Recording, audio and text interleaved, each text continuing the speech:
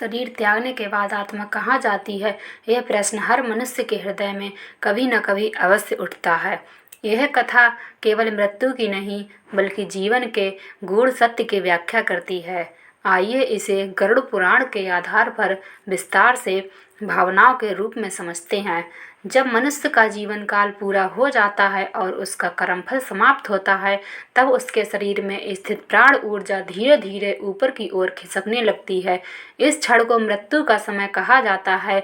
अगर वह व्यक्ति पुण्यात्मा है, जिसने जीवन भर धर्म, दया, सेवा और भक्ति की है, तो उसकी आत्मा मृदता से शरीर छोड़ती है, जैसे कोई दीपक धीरे से बुझ जाए। लेकिन यदि वह व्यक्ति पापी या अत्याचारी है, जिसने दूसरों को दुख दिया, छल कपट किया, तो उसके प्राण कष्ट के साथ निकलते हैं, जैसे किसी वृक्ष से जबरन शाखा तोड़ दी जाए। गरुड़ पुराण कहता है, जैसे ही आत्मा शरीर त्यागती है, दो यमदूत उसके पास प्रकट होते हैं।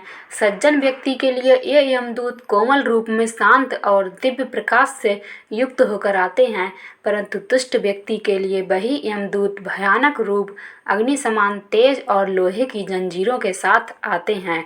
वे आत्मा से कहते हैं, चलो, अब तुम्हें अपने कर्मों का परिणाम देखना है। शरीर छोड़ने के तुरंत बाद आत्मा को यमदूत केवल 24 घंटे के लिए ले जाते हैं। इन 24 घंटों में आत्मा को उसके कर्मों का दर्पण दिखाया जाता है कि उसने जीवन में क्या क्या किया, किसे दुख दिया, किसे सुख दिया, कहाँ उसने झूठ बोला, कहाँ उसने प्रेम किया। यह समय आत्मा के लिए सबसे गहरा अनुभव होता है। उसके सामने जीवन की पूरी चलचित्र जैसी झलक आती है। फिर यमदूत आत्मा को वापस उसी स्थान पर लाकर छोड़ देते हैं जहां उसने शरीर का त्याग किया होता है। इसके बाद आत्मा 13 दिनों तक अपने घर के आसपास रहती है। वह अपने परिजनों को रोते हुए देखती है, अपने शरीर को अग्नि में विलीन होते हुए देखती है। वह चाह कर भी कुछ बोल नहीं पाती, सिर्फ देखती रहती है कैसे उसके प्रियजन श्राद्ध और पिंडदान के माध्यम से उसकी आत्मा की शांति के लिए प्रार्थना करते हैं।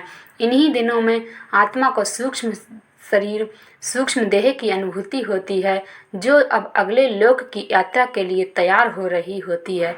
13वें दिन के बाद आत्मा पुनः यमदूतों के साथ यमलोक की ओर प्रस्थान करती है। इस यात्रा को प्रेत यात्रा कहा जाता है।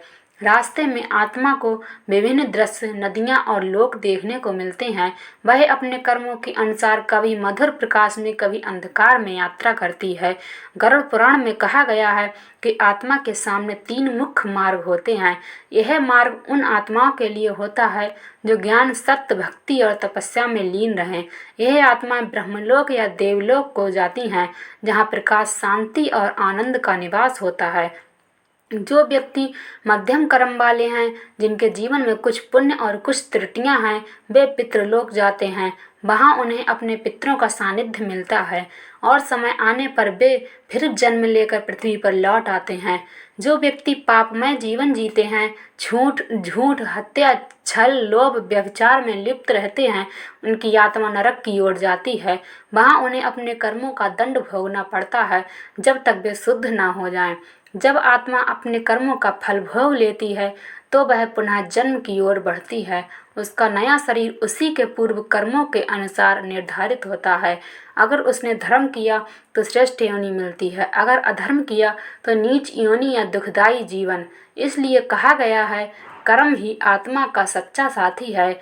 गरुड़ पुराण हमें यह सिखाता है कि मृत्यु कोई अंत नहीं, बल्कि एक यात्रा का आरंभ है। आत्मा अमर और अजर है, केवल शरीर बदलता है।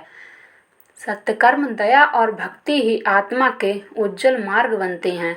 जो व्यक्ति जीवन में सत्य और धर्म का पालन करता है, मृत्यु उसके लिए भी शांति का द्वार बन जाती है। अंतिम संदेश। जिसने जीवन में भगवान का नाम लिया, जो दूसरों के लिए दीप बना, उसकी आत्मा को कभी अंधकार नहीं मिलता। मृत्यु उसके लिए केवल घर वापसी होती है।